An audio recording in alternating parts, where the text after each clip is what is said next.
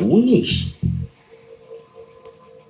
হ্যাঁ মিলন, প্রথমত নেতাজি ব্যাংককের সেই বিখ্যাত মিটিং এর পর 4 বাক্স সোনা নিয়ে সবাইকে ফর্মাল বিদায় জানিয়ে কেন এমন ভাবে বেরোবেন যে উনি আর ওদিকে ফেরত আসছেন না? উনি যদি শুধু আত্মসমর্পণের কর্মসূচি নিয়েই আলোচনা করতে যাচ্ছিলেন তাহলে তো তার ফেরত আসার কথা থাকতো।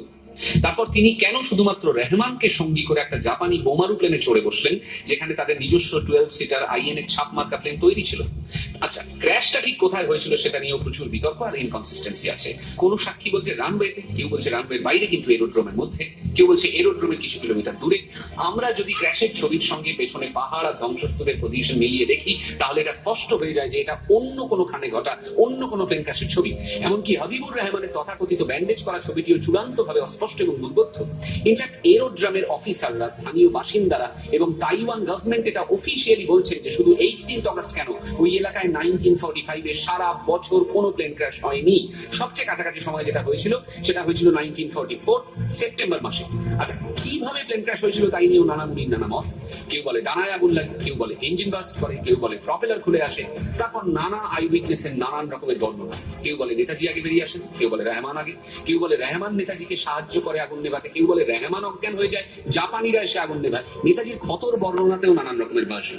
রহমান বলছেন তার কপালে একটা 4 ইঞ্চি লম্বা গভীর ক্ষত ছিল, কিন্তু তার চিকিৎসা করা ডাক্তার ইয়োশিমি বলছেন ছিল না।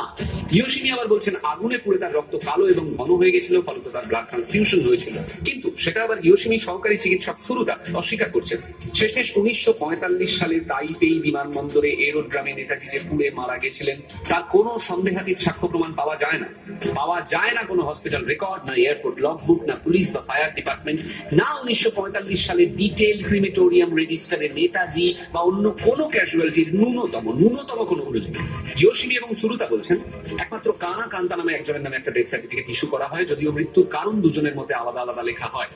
আরো বড় সন্দেহের কারণ, সেদিনের একমাত্র ক্রিমেটোরিয়াম পারমিট যেটা একটা ডেথ সার্টিফিকেট ভিত্তি করে ইস্যু করা হয় সেটা ছিল ইচিরো ওকুরা নামে এক জাপানি ভদ্রলোকের। 1901 সালে যিনি জন্মগ্রহণ করেন, যার হৃদরোগে মৃত্যু হয়, পুড়ে গিয়ে নয়।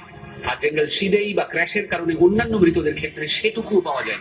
এতগুলো বাঘা বাঘা অফিসারের মৃতদেহ কেউ দেখেনি, তাদের সৎকারে কেউ ছিল না, তাদের মৃত্যুর কোনো রিপোর্ট নেই। এতগুলো লোক জাস্ট কর্পূরের মতো উবে গেল।